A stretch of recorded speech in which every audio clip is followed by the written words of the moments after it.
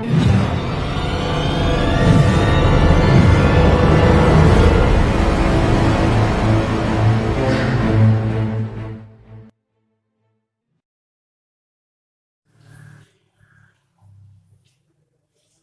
everyone, welcome to my YouTube channel, Study of Science in a Simple Way. So today I will discuss about the Ohm's law in the electricity chapter. So before discussing the Ohm's law, please subscribe my channel and like this video and share this video, and also comment in comment section box, and also press the notification bell for your new updates. So, before starting the Ohm's law, we discussed in the previous lecture what is the circuit and circuit diagram. So, अब actual में Ohm's law क्या कहता है इस पर देखते हैं. Let करिए this is a wire and this is connected with a cell और बैटरी.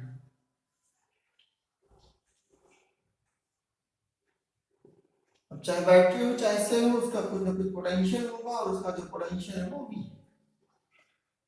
अब यहां भी ये पॉजिटिव टर्मिनल से अटैच है तो that is positive terminal, and negative terminal से अटैच है तो दिस इज नेगेटिव टर्मिनल. यहां पर हम एक स्विच अप्लाई कर दिया, की अप्लाई कर दिया. When we press the key, then the current flowing through the positive terminal through the wire,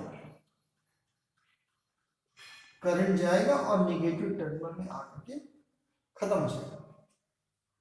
Ohm's law कहता क्या है? कहता है अगर इस वायर की फिजिकल स्टेट अनचेंज्ड हो, इस वायर की फिजिकल स्टेट का मतलब उसका टेम्परेचर अनचेंज्ड हो, means at constant physical state,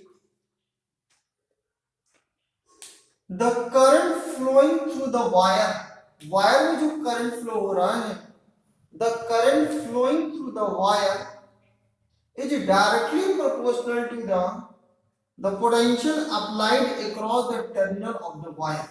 means जो करंट इस वायर में फ्लो हो रहा है वो इस बात पर डिपेंड करेगा कि आपने जो सेल या बैटरी लगा रखी उसका पोटेंशियल कितना है. Means at constant physical state the current flowing through the wire is directly proportional to the potential applied across it means जो करंट किसी वायर में फ्लो हो रहा है वो इस बात पर डिपेंड करेगा कितना आपने पोटेंशियल को वहां पर अप्लाई कर रखा है.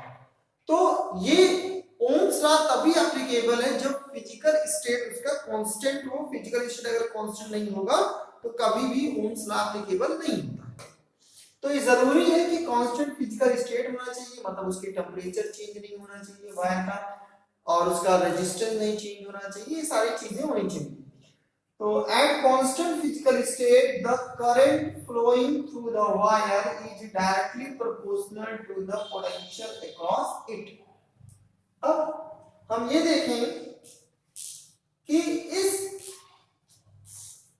वायर के अक्रॉस में पोटेंशियल कितना है V है, तो V proportional to I.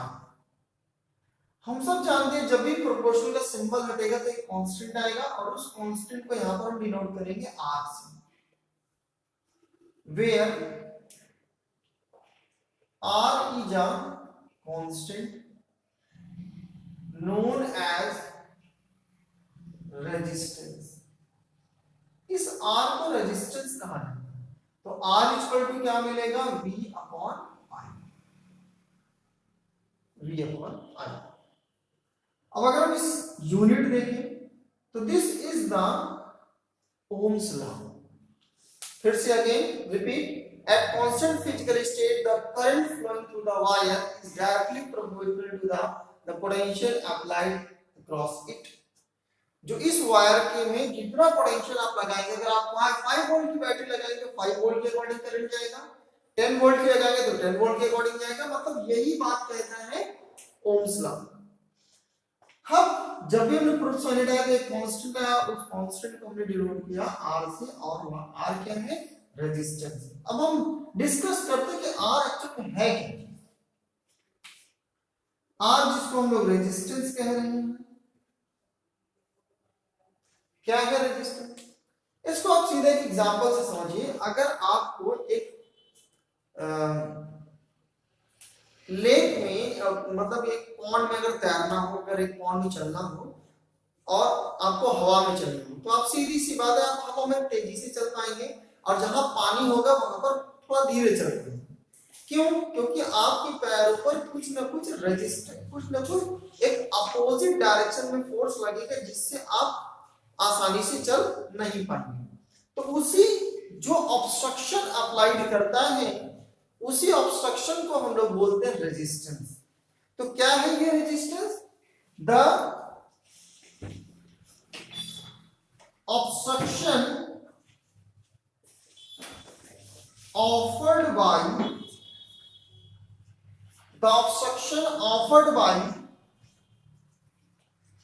wire for the flow of current। माने करंट के फ्लो होने में वायर इस पे जितना अवरोध लगाता है, जितना ऑब्स्ट्रक्शन लगाता है, उसी ऑब्स्ट्रक्शन को हम लोग बोलते हैं रेजिस्टेंस। तो रेजिस्टेंस एक्चुअल में क्या है? It is the obstruction offered by wire through the flow of current. मतलब जो करंट इसमें से फ्लो होगा वायर से, उसके द्वारा जितना ऑब्स्ट्रक्शन, जितना अवरोध लगाया जाएगा, that obstruction is said to be resistance. Resistance.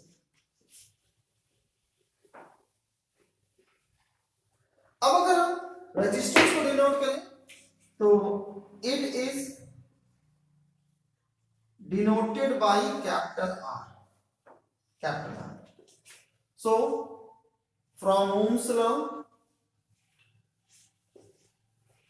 R is equal to V upon I। अब अगर हम इसकी यूनिट बात करें, यूनिट की, तो क्या है इसकी यूनिट? V पोटेंशियल है, I क्या है? करंट। V क्या है? पोटेंशियल है, और I क्या है? करंट। और हम सब जानते हैं कि पोटेंशियल की जो यूनिट होगी वो वोल्ट होगी, और करंट की जो यूनिट होगी वो क्या होगी? एम्पियर। तो इसका जो यूनिट आएगा वो क्या आएगा? वोल्ट पर एम्पियर। तो this is the first unit of the resistance. दूसरी यूनिट क्या है? रेजिस्टेंस की यूनिट ओम्स भी लिया जाता है। मतलब साइंटिस्ट के नेम के बेस पर we also denoted the unit of the resistance is ohm। So ohm is the second unit of resistance and it is symbolized by like this। This is the symbol of omega and this is an inverted omega। So ohm is symbolized by this। Now if we discuss on which fact, अब हम graph की बात कर लेते हैं। Graph between potential and current. तो अभी हमने देखा कि according to Ohm's law V is directly proportional to I। अगर कोई भी क्वांटिटी डायरेक्टली प्रोपोर्शनल होती है तो इसका मतलब ये है कि अगर हम एक क्वांटिटी को बढ़ाएंगे तो दूसरी क्वांटिटी भी इंक्रीज करेगी। अगर V बढ़ेगा तो I भी बढ़ेगी, जाहिर सी बात है। अगर 5 वोल्टेज है तो करंट फ्लो होगा ज्यादा, सॉरी करंट 5 वोल्ट के अकॉर्डिंग फ्लो होगा। 10 वोल्ट कर दिया तो 10 वोल्ट के अकॉर्डिंग फ्लो होगा। मतलब v बढ़ेगा तो i बढ़ेगा, i बढ़ेगा तो v बढ़ेगा, सीधी सी बात है। तो अगर हम एक ग्राफ प्लॉट करें पोटेंशियल और करंट के बीच, तो हमेशा y एक्सिस में, this is y axis always take the potential and in x axis always take the current। अब दोनों डायरेक्टली प्रोपोर्शनल है, मतलब v भी बढ़ रहा है और i भी बढ़ रहा है, तो इसके लिए जो ग्राफ आएगा वो स्ट्रेट लाइन आएगा। स्ट्रेट लाइन क्यों? क्योंकि ये डायरेक्टली प्रोपोर्शनल, इनके बीच जो रिलेशन है वो डायरेक्टली प्रोपोर्शनल का है। When v increases, current also increases. This is the straight line graph। अब इस स्ट्रेट लाइन ग्राफ से बहुत इंपॉर्टेंट इंफॉर्मेशन मिलती है, वो क्या मिलती है आई देखते हैं।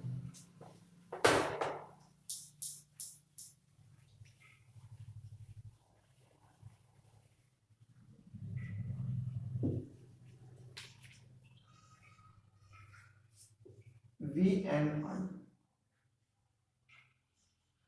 एक स्ट्रेट लाइन ग्राफ मिला हमें। अब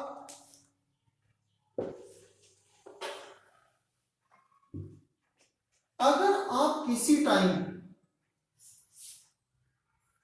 this is the potential V1, उस पोटेंशियल पर जो करंट है वो कितना है I1।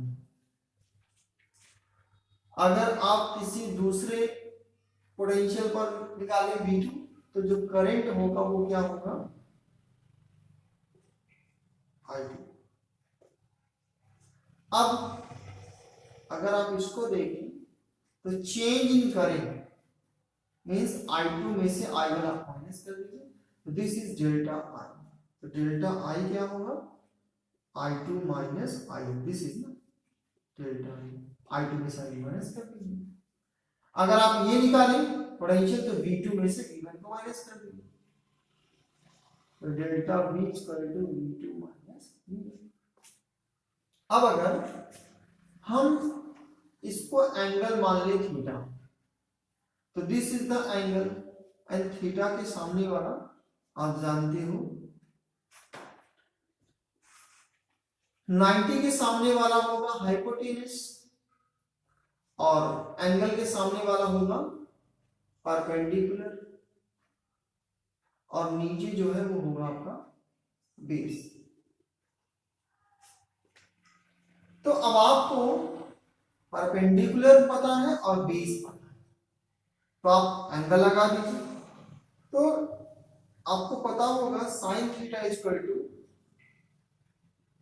परपेंडिकुलर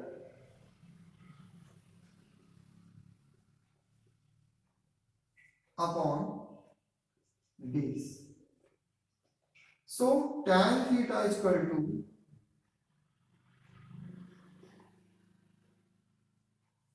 परपेंडिकुलर क्या है डेल्टा V है और बेस क्या है डेल्टा I।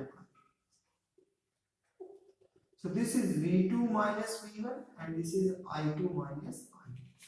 Actual में this theta is the slope। slope is इसका ढलान। अगर मैं मान लो ये बात करूं, मान लो अगर मैं ये दो ग्राफ प्लॉट करूं, अब अगर मैं आपसे ये पूछूं कि किस ग्राफ के लिए एंगल ज्यादा है, तो आप कहोगे मान लो थीटा1 है, उसे कहते हैं थीटा2, तो थीटा2 ज्यादा होगा, थीटा1 कम होगा। तो मतलब इसका ये हो कि इस ग्राफ का स्लोप ज्यादा है और इस ग्राफ का स्लोप कम है, मतलब ढलान इसका ज्यादा है, इसका ढलान कम है। So this is the slope of the graph, slope of the graph. And as you know delta V upon delta I या potential upon current equal to आपने निकाला था रेजिस्टेंस। इसका मतलब ये होगा कि ग्राफ का जितना ज्यादा स्लोप होगा उसका रेजिस्टेंस उतना ही ज्यादा होगा। Means slope of VI graph proportional to resistance. अब अगर मान लो ये A मटेरियल के लिए ग्राफ है, ये B मटेरियल के लिए ग्राफ है, तो किसका स्लोप ज्यादा है? नो डाउट बी वाले का स्लोप ज्यादा है। स्लोप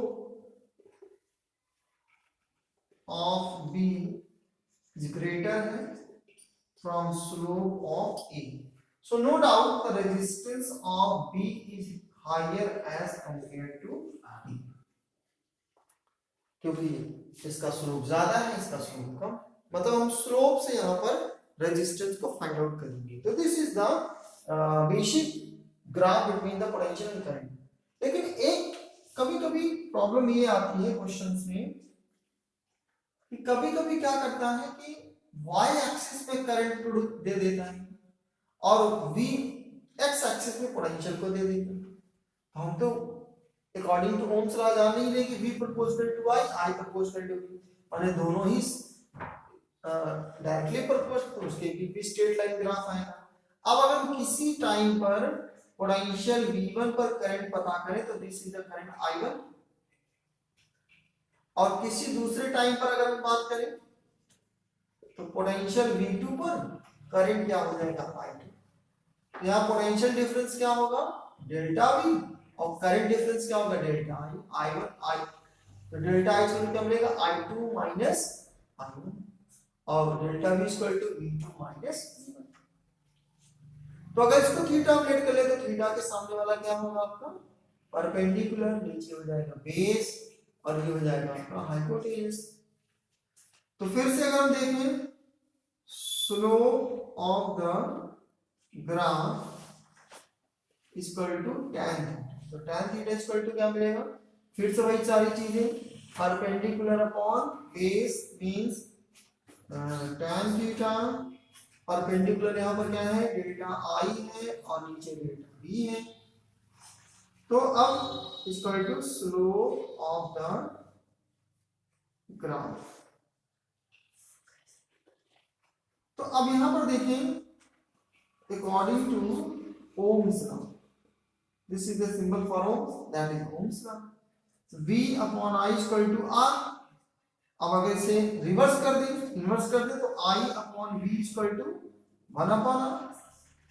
ऊपर करंट है नीचे पोटेंशियल है, तो इसको देखो तो 1 अपॉन R, मतलब इसमें से अगर हम देखें तो slope of the graph equal to tan theta equal to 1 upon resistance. आपको ये याद रखना है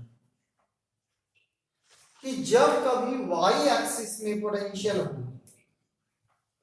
y एक्सिस में पोटेंशियल हो और x एक्सिस में करंट हो, तो जिसका स्लोप ज्यादा होगा उसका रेजिस्टेंस ज्यादा होगा। लेकिन अगर हम इसके रिलेटेड एक क्वेश्चन करते हैं, जैसे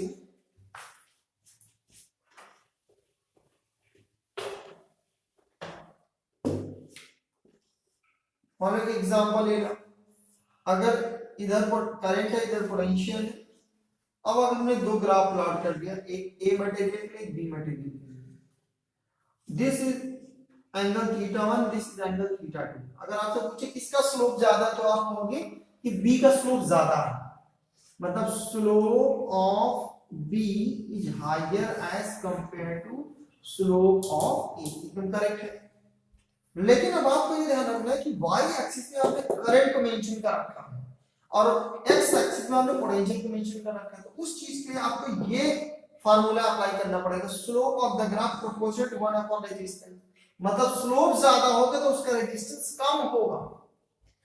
तो slope of graph proportional 1 upon resistance, तो स्लोप जिसका ज्यादा होगा उसका रेजिस्टेंस कम। तो स्लोप किसका ज्यादा है, b का ज्यादा, तो रेजिस्टेंस b का कम होगा, किससे, a से। लेकिन इस वाले केस में सिंपल था, क्योंकि यहां पर y एक्सिस में पोटेंशियल मेंशन था और x एक्सिस में करंट मेंशन था, तो जिसका स्लोप ज्यादा होगा उसका रेजिस्टेंस ज्यादा होगा। लेकिन यहां पर जस्ट रिवर्स है, अगर आपने y एक्सिस में करंट को ले रखा है और x एक्सिस में पोटेंशियल को ले रखा है, तो इसका जस्ट रिवर्स हो जाएगा, जिसका स्लोप ज्यादा होगा उसका रेजिस्टेंस कम होगा और जिसका स्लोप कम होगा उसका रेजिस्टेंस ज्यादा। So this is the information related to the Ohm's law and some things about the resistance. So thank you for watching this video. Please like this video and subscribe my channel, and please press the notification bell for new video updates.